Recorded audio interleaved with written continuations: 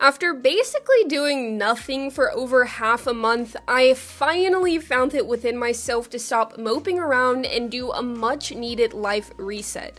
When I tell you I've been feeling really unmotivated the past few weeks, that's an understatement. I don't know if it's seasonal depression, my lack of progress finally hitting me, or if I just suddenly reverted back to my impassive ways, but whatever it is, I'm determined to climb out of its grasp and move on with my life and my goals. My diet is one of the things I'm prioritizing because I've noticed how what I put in my body has been affecting my mood, my confidence, and my energy to do basically everything. When I'm surrounded by unhealthy foods, I'm inevitably gonna eat them, so it's essential that I have more nutritious options on hand and do small things that encourage me to make the right choice. Out of sight, out of mind. Luckily, going grocery shopping each week isn't hard for me to do. My problem comes from not cooking the food I buy because I get tired of eating the same things or I'm craving something else. So finding new recipes I like is on the long list of things I need to do, but I got what I needed to nourish my body this week, so I'll call it a success. Cheers! When it comes to writing, I still can't decide on a plotline I want to follow. I have so many ideas of what I can do, and it's hard to keep track of all of them in one space. Luckily, I found an app that's been helping me with this problem called Scrintal. So thank you, Scrintal, for partnering with me on this video. This is what it looks like. So I've been trying to map out the plot lines I keep jumping back and forth between to give myself a better idea of what I need to write. Here you can see some of the character connections I've made, and I color coordinated them based on what side they are to my main character, Edon. So Edon and his allies are blue, the antagonists are pink, and the characters that are pretty neutral to the main conflict are yellow. I love that I can add images so I can see how I'm picturing the character or a specific setting when needed, and if I need even more to reference, I can add snippets of stories I already wrote involving the characters by just uploading it like this. Over here is the rough order of events I've been working with. The story takes place in 2 separate counties, hence the 2 colors, and where you see branching is where I haven't decided which route I want to take for my story. Like right here, I'm toying with the idea of a character death that'll greatly impact the future of the protagonist, but I'm not sure which route to go yet or even the events that directly preceded. I could make another option where some grand plot twist happens, but for now I'll stick with these 2. This is the layout of the hero's journey I'm using as a guide for the plot. I changed the card view so I can see the content of the card without having to open it, and over here to the right is my magic system in the world that is helping me stay consistent. You can already see how the cards link by these arrows, but one of my favorite features is the internal links to a card. Take this one for example. Energy transfusion is a concept of my magic system, and it tells what it is right here. But I've also made links within the card, so if I click on them, it opens the other card and I can see the information within that one as well. Scrintal is super easy to set up, and it's literally limitless. You can make as many notes or boards as you want, move them around, organize them with tags, find cards again if you delete them, and collaborate with others real time. Scrintal is perfect, not just for aspiring writers like me, but for students, researchers, consultants, anyone who needs to organize or conceptualize information in a way that's visually structured and easy to navigate. The team at Scrintal were kind enough to give me a discount code to share with all of you that's valid for the next 4 weeks, so make sure to use code SincerelyX20 for a 20% discount on your Scrintal subscription by clicking on the link in the description below. Now, meeting my word count goal each week seems more achievable since I have a better idea of what I should be writing.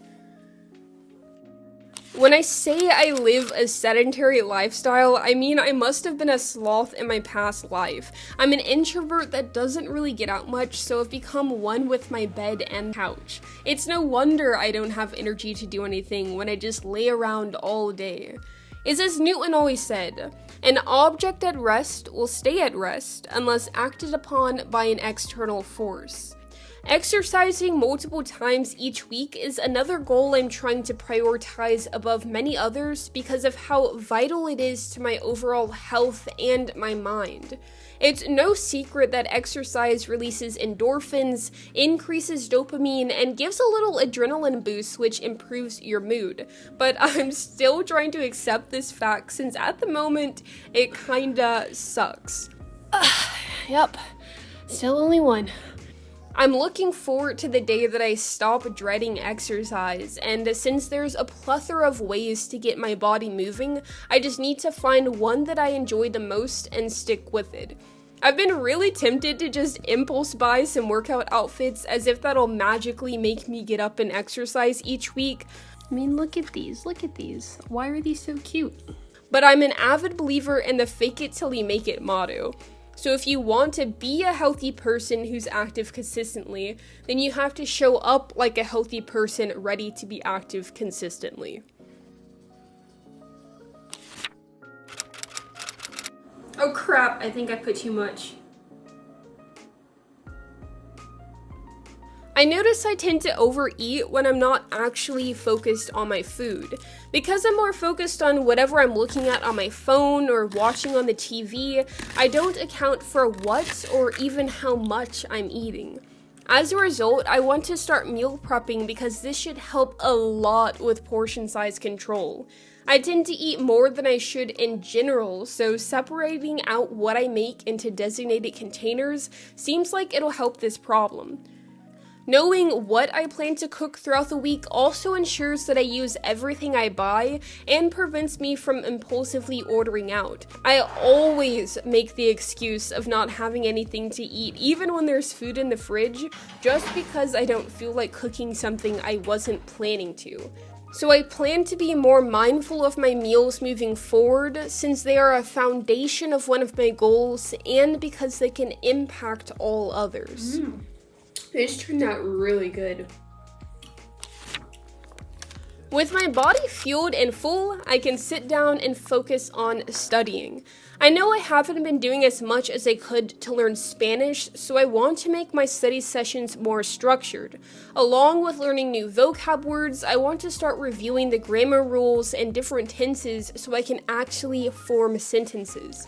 Alexa, ¿cómo se dice find en español? Find, en español es encontrar.